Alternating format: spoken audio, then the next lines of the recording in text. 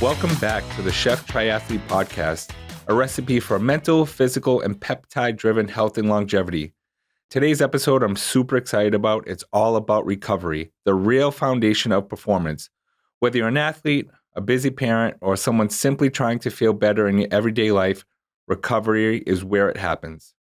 So, I'm Anthony, your Chef Triathlete, and today we're going to dive into recovery and also some peptides that can help with that. We're going to talk about the healing stack of BPC 157, TB 500, and GHK-Cu, and explain how these support tools can help with long-term wellness and cellular repair. So I mentioned before that we're going to break the podcast down into different sections. So section 1 is going to be the prep work. This is where I'm going to tell you a story that relates to everything that we're discussing today to kind of bring it all together. Like I said, we're talking about recovery. Recovery is so important, and I myself personally did not always realize how important recovery is in terms of training and real life.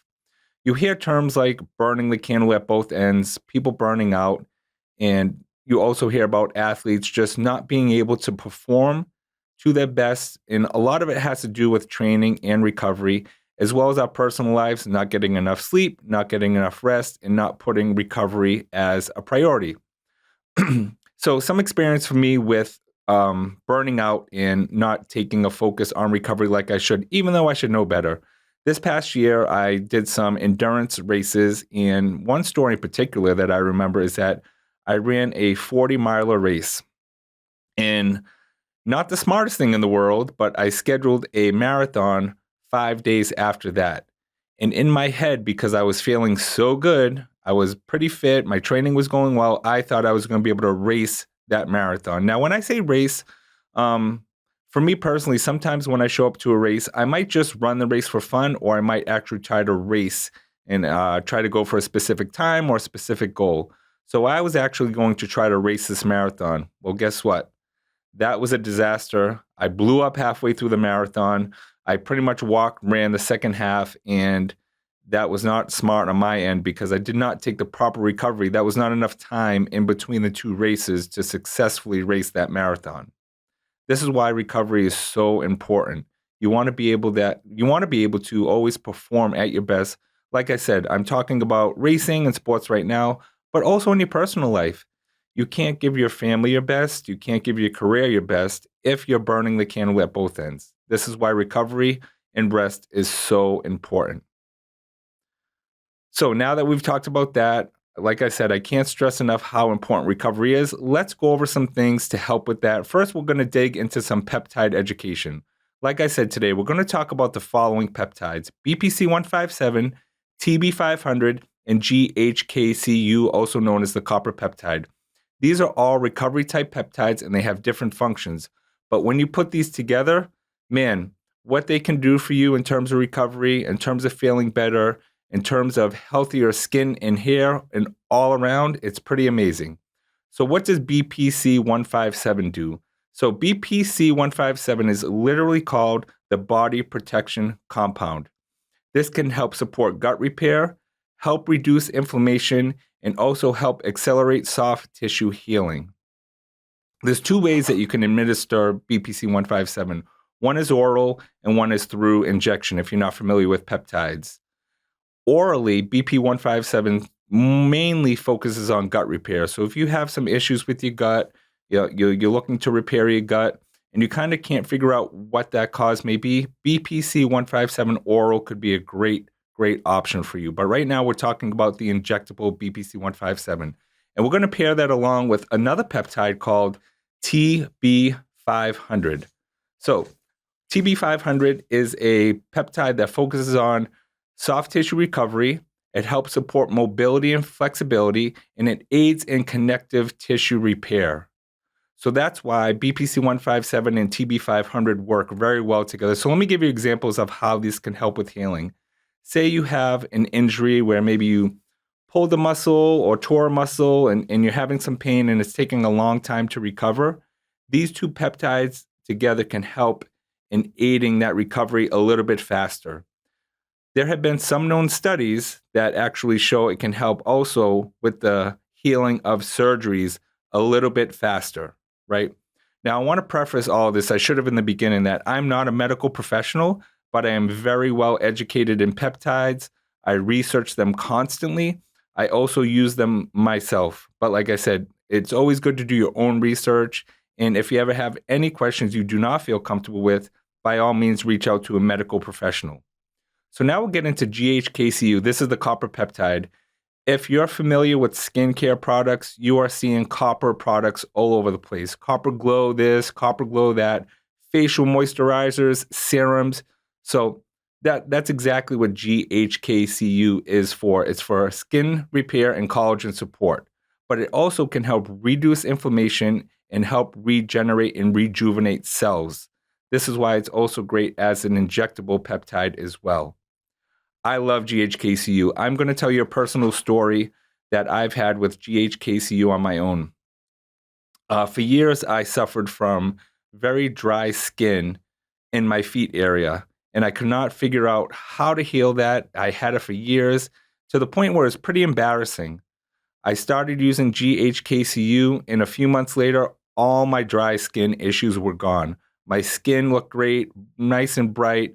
I had really soft skin on my feet. It was amazing. So I'm a huge proponent of GHK-Cu. So why would you want to stack all these together? Because they synergetically work together. It's a layered healing. Each compound targets a different level of recovery. So why not combine them together, get the cellular repair, get the muscle repair, get the joint repair, and have beautiful skin on top of that. So that protocol is actually called the GLOW protocol. You may see that out online as well. Like I said, we're going to talk more and more about peptides, but these three, anyone that's just getting into peptides, I usually recommend these right away because most people are struggling from some type of recovery, and this is going to help aid that just so you feel a little bit better every day. How does it help me on a daily basis? With the BPC 157 and the TB 500, I just feel like I recover faster in between hard sessions, in between events. It really just helps me recover just a little bit faster. I'm not as sore in between sessions, so I can keep training at a level that I would like to train at. But keep in mind, also working in recovery. So in the next section, we're going to talk about how we bring this all together in training and real life applications. When I think about recovery, there's 4 building blocks that I think are really important to talk about that we don't prioritize and discuss. One is probably the most important: sleep, hydration, fueling, and mobility. So let's put this in perspective for everyday life, not just working out. Sleeping. I say this all the time. It's so important to try to prioritize sleep and get, a solid 7, 8, if you can, hours of sleep. I know that's a lot easier said than done. But some tips for that is, set yourself a bedtime every night. If 10 o'clock's your bedtime, what I like to do is when it comes close to my bedtime, my phone is away. My phone is not near me. I'm not scrolling through my phone in bed. I'm prioritizing getting my body ready to go to sleep. What happens when you're laying in bed scrolling through your phone, you're not allowing your body to shut down.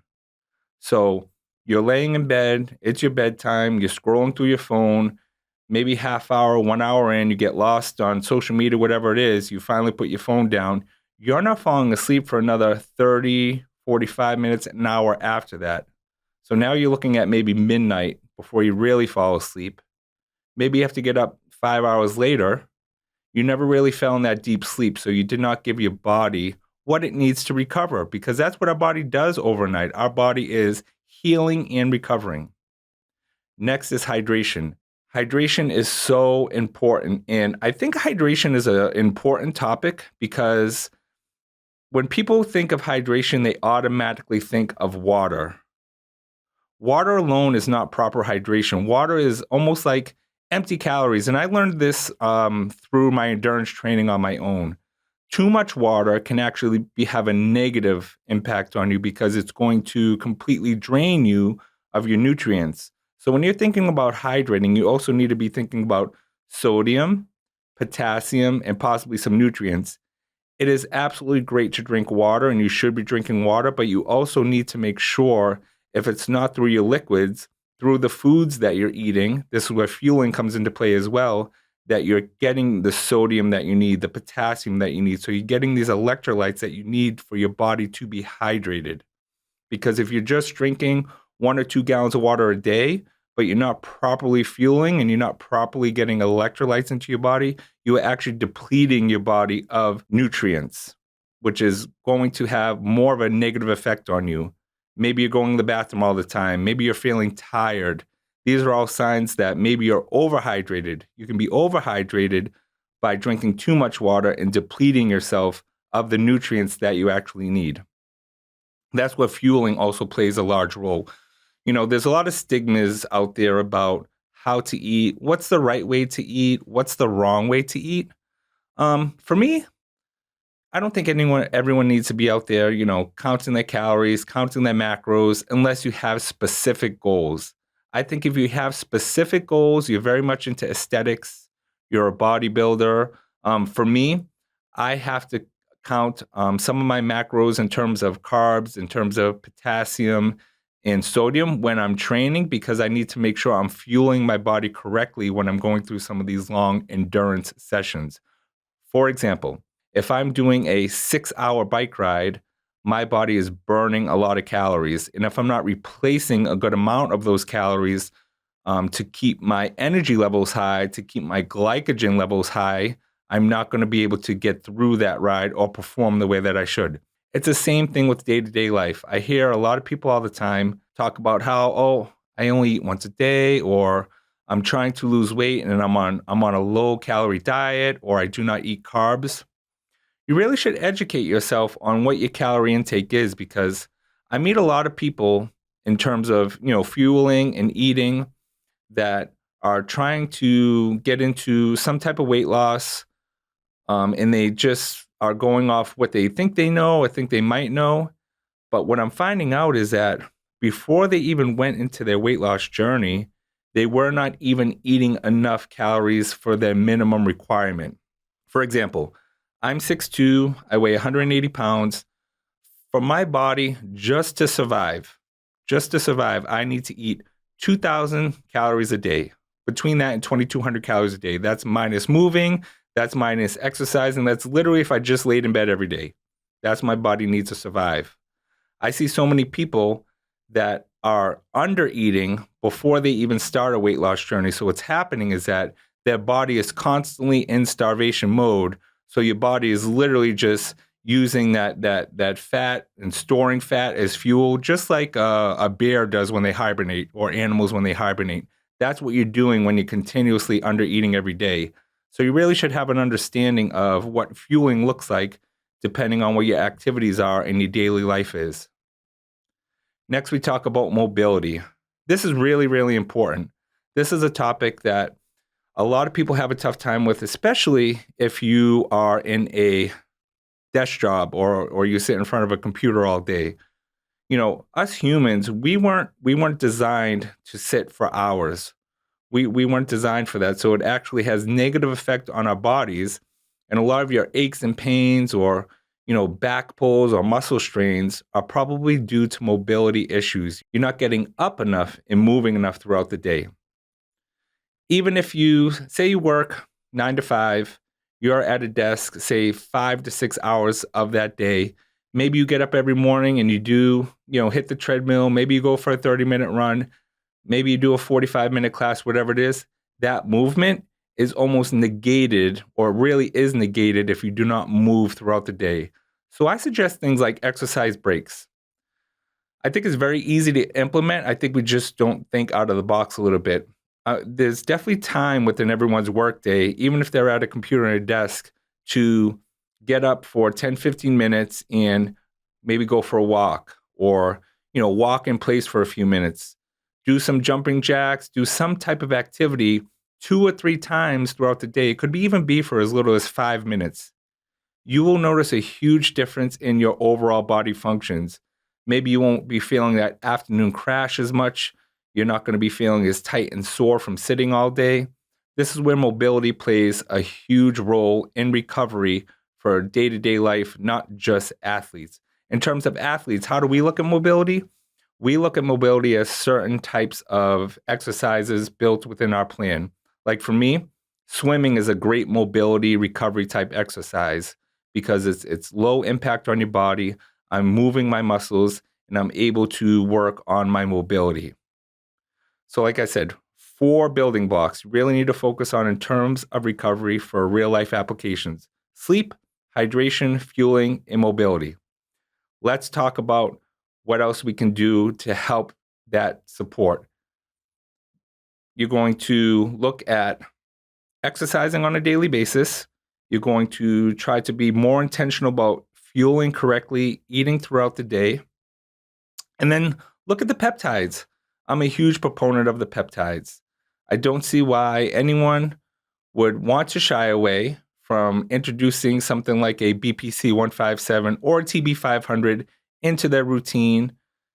Between that and the getting better sleep, the better hydration, this might give you the energy to do something new or to start to exercise more or move around more. And overall, you're just going to start to feel better every day. I'm a huge, huge fan of, if you exercise every day, it actually makes everything else around you better because the feeling you get when you accomplish an exercise, the endorphins that come out, just the overall better feeling of your body makes you more confident, it makes you more energetic, and you're able to accomplish more throughout the day. And you might not, everyone gets moody during the week, right? If you start to incorporate these things, you might be less moody because you're just not feeling, run down. You're going to start to feel more energetic. So what's a recovery week look for me in terms of being an athlete? Because when you're an athlete, we're switching gears here from being day-to-day life to training and being an athlete. How do we work recovery into that? That's also very important. And not all of us learn that at first. It takes athletes to burn out a few times until they realize how important recovery is to be able to perform better and to be able to grow and strengthen whatever your craft may be. So some tips on that. Example recovery. 1 dedicated rest day a week. Just rest. Maybe a walk at minimal, maybe something really, really, really, really low impact, but you want to incorporate at least 1 rest day a week. 2 mobility sessions. That could be swimming. This could be yoga. It could be going for a walk or a hike. It also could be just doing some type of stretching session on your own, say with TRX bands or something along those lines. But you want to incorporate mobility because if you're not stretching your muscles, you're not keeping yourself fluid and mobile, this is where you become more and more injury prone. Prioritizing sleep. I cannot talk about this enough. Setting that bedtime. If you struggle with setting a bedtime, we talk a lot about setting small goals. So if right now your bedtime is all over the place and you're one of those people that is so hooked to either watching TV or scrolling on your phone before you go to bed, start with a timer. If you're on your phone for an hour a night before you go to bed, just start to work that down, right? Set a timer for 45 minutes, but you have to be disciplined to it. 45 minutes, phone goes away. The next week or the next 2 weeks, 30 minutes, the phone goes away. Soon enough, you will not need that phone or that TV anymore to fall asleep, and you will be able to fall asleep faster and get better and better sleep as you go on. And this is going to help, like I said, so many functions within your body, from recovery to cortisol levels to day-to-day life. Intentional fueling. This looks different depending on what your goals are. Intentional fueling for an athlete is making sure you're working out fueled, not fasted. I know there's some fasted athletes out there, but I think it's very important to be fueled before a workout. For example, for me, every day when I wake up, I have my 2 rice cakes, banana, peanut butter, and an electrolyte drink. That is what I start my day out with. That's not my breakfast. That is my pre-workout fuel because I know I'm going to burn that and I know I need that fuel to perform the workout I'm going to perform. Then when I come home, I'll actually have my breakfast, make sure I'm fueling throughout the day. If I have another workout in the afternoon, I will do another pre-fuel for that workout. You want to keep your body fueled at all times. It is a balance. You really should Speak to someone so you can understand what your calorie intake should be. And then it takes some time to find the right balance for you, depending on what your goals are, whether it's weight loss, maintenance, or building. Because there are some people out there that have the opposite problem and have trouble gaining weight as well. And this could also be part of the issue, is that they're simply just not eating enough. Talk about not eating enough. This is something I struggle with personally. When I'm in training, when I'm in low training, I need to be eating at least 3,500 calories a day. When I'm in high training, I need to eat anywhere between 5 and 7,000 calories in a day.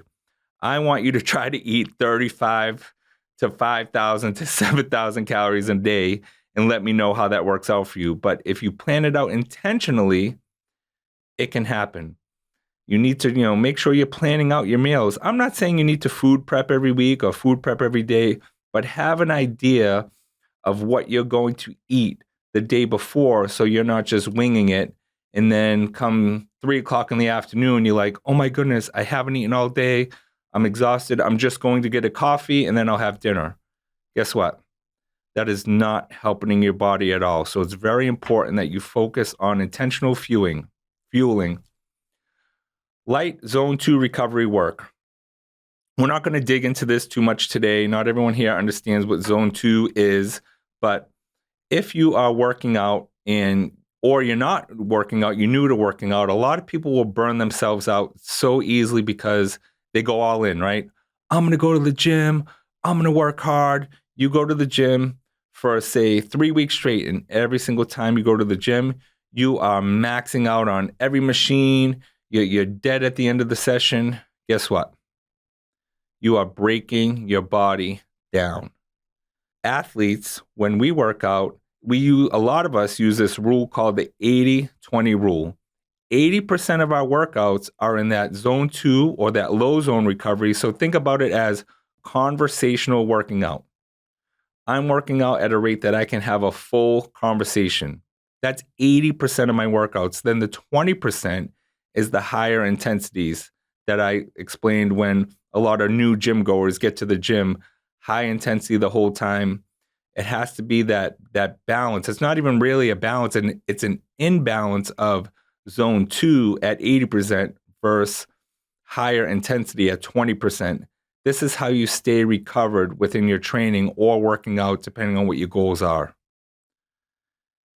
If you're not getting stronger or you're not improving, whether it's weight loss, whether it's running, whatever it may be, you have to look at the recovery. You have to back it up and see what it is, where the mistake could be that is stopping you from moving forward. Now, weight loss can go a lot of different ways, right? So you may have some type of medical condition that's stumping your weight loss, but you may not, and it might be you're just not being intentional enough about the sleep and the eating. Very important. Sleep and fueling. Keep that in mind. We are going to dig into that and talk about that a little bit more and continue to talk about that. So, what was the recipe for today? The recipe for today is all about recovery, right? 8 hours of sleep. Try to get 10 minutes of mobility a day. Like I said, take those exercise breaks. Another great thing to do in the morning or throughout the day is journaling your stress levels. Start to jot down what your stress levels were. So say, for instance, if you go through a week and you're writing down when you're stressed and it's at 10 a.m. every single day. Well, what's causing that stress level at 10 a.m. every single day? Maybe you're either not getting enough sleep or you're not setting yourself up for the next day. So you're kind of just getting up and hitting the ground running. Remember, when you wake up first thing in the morning, that's when your cortisol level is at its highest, right? And then it comes down throughout the day. But if you wake up every day and as soon as you wake up, you are stressed out about what's going on in your day and your day is not organized and you're not being intentional about any part of your day, those cortisol levels are going to stay high. And then come 2, 3 o'clock in the afternoon, you are going to crash and feel like you just hit a brick wall. And that's when most people will go have a coffee, go get a sweet, and they'll get that rush that will get them through till the evening. That is bad. You want to start your day off quietly. You want to make sure before you go to bed that you have somewhat of an idea of what your day looks like the next day, so you are not getting up, hitting the ground running in an unorganized way. Now, I'm not. Don't get confused with hitting the ground running because you're busy and organized versus hitting the ground running being chaotic because you're not organized. Those are two different things. You can conquer every day and be busy every second of the day if it's intentional and organized. So think about that. Write down your stress levels, see where it is, and try to pinpoint that. Then make sure you're taking that true rest day. This can be very hard, especially if you have young children, and I get that. So if you can't take a full true rest day, just try to find some time in your week for you. Whether it's 2 or 3 walks during the week with no one, you're just unplugged, you're just taking a breath, you're just kind of resetting yourself. For some people, it's a drive in the car, right? I like to go for a drive in the car by myself, either put a podcast on or put some light music on and just be able to think. It's really hard sometimes when you're in the thick of it to think in your own environment. So find little pockets to step out of your environment to get that mental and physical rest if you can't find that one true rest day. And then we kind of talked about this a little bit, an evening wind down routine. Like I said, what can that look like? That's going to look different for different people depending on what phase of life that you're in. So, like I said, the busiest phase of life is when you have young children. So that evening wind down routine can probably be difficult. If it's too long, you're not going to get to bed till very late because you're putting the kids down, you're getting them baths, whatever it may be. You might not be able to start your evening wind down routine until 8, 9 o'clock at night. So just be intentional about what that looks like, right? Make sure that you have that routine, a cool bedroom, dim lights, read a book for 30 minutes, really just bring yourself down so you can fall asleep and have a really good night's sleep. Your longevity starts with how you repair your body. Your longevity starts with how intentional you are about these building blocks. We all want to be able to live as long as we can, and we want to stay as healthy as long as we can. That's my goal. That's my goal really, is to stay as healthy as I can, as long as I can, and recovery is so important for that. So let's recap a little bit. We talked about all types of tips in terms of recovery, and then we talked about the peptides. Let's review the peptides one more time because I really think that these can be helpful. Like I said, do some research on your own. If you have any questions about these peptides, you can always feel free to reach out to me. But the peptides we're talking about today is a great recovery stack. That's the combination of the BPC 157, TB 500, and GHK-Cu. This combination together is going to give you tissue repair, joint health, cellular health, and collagen production as well. Like I said, amazing combination. If you're suffering from aches and pains, if you're just not recovering the way that you used to, for us middle-aged adults, this is something that I highly recommend.